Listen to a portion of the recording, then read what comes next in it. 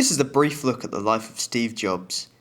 He was one of the best known entrepreneurs ever to have lived and became a very wealthy man. But Jobs didn't start life the way you would expect someone who went on to achieve so much. Stephen Paul Jobs was born in San Francisco on February the 24th, 1955, to two university students, Joanne Carole Schieble of Swiss Catholic descent and Syrian-born Abdulfattah Jandali, who were both unmarried at the time. Jandali, who was teaching in Wisconsin when Steve was born, said he had no choice but to put the baby up for adoption because his girlfriend's family objected to the relationship.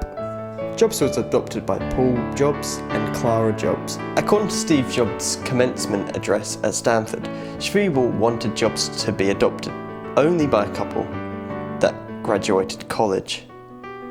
Schieble later learned that Clara Jobs didn't graduate from college and Paul Jobs only attended high school, but signed the final adoption papers after they were promised that the child would be encouraged and supported to attend college. At school, Jobs was bright but a troublemaker. Following high school graduation in 1972, Jobs enrolled in Reed College in Portland, Oregon. Reed was an expensive college Paul and Clara could hardly afford. They were spending much of their life savings on their son's higher education. Jobs dropped out of college after just 6 months and spent the next 18 months dropping in on creative classes, including courses on calligraphy. He continued attending classes at Reed College while sleeping on the floors of his friend's dorm room, returning Coke bottles for money, and getting free meals at the local temple. Jobs later said, "If I had never dropped in on a single calligraphy class, the Mac would have never had multiple typefaces and proportionately spaced fonts." Jobs had a keen passion for technology and computers, which he had throughout much of his childhood. In 1976, Steve Jobs started Apple with the help of his friend Steve Wozniak. Apple was a technology company which sold computers and circuit boards. Apple was started in Steve Jobs' parents' garage, but it eventually expanded into a multi-billion-dollar company, which with it came immense wealth for Jobs and Steve Wozniak.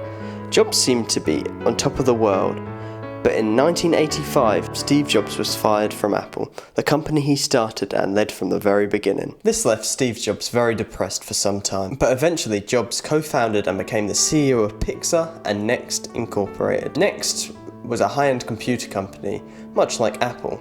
Pixar was developing revolutionary animation technology. Pixar went on to make Toy Story, which was a massive hit around the world. After several more successful films, Pixar was bought by Disney for roughly $7.4 billion in 2006. While this was going on, Apple was on a downward spiral and about to go bankrupt. In 1997, Apple acquired Next Inc., partly for the Next operating system, but mostly for Steve Jobs' talent. Jobs returned as the CEO of Apple. Jobs managed to turn the company around, mostly by getting rid of the deadwood and focusing on innovation. His creative influence meant that Apple went on to create some of the biggest selling technology products of all time. These products include iPods, iTunes, iPhones, and iPads, which now most Western people couldn't imagine living without. Apple were back on top and became one of the most valuable companies of all time.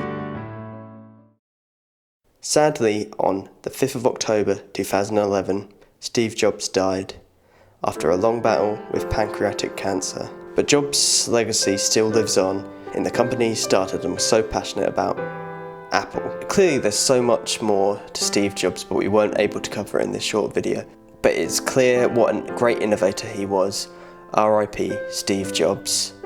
This was a short look at the life of Steve Jobs. Hope you enjoyed the video.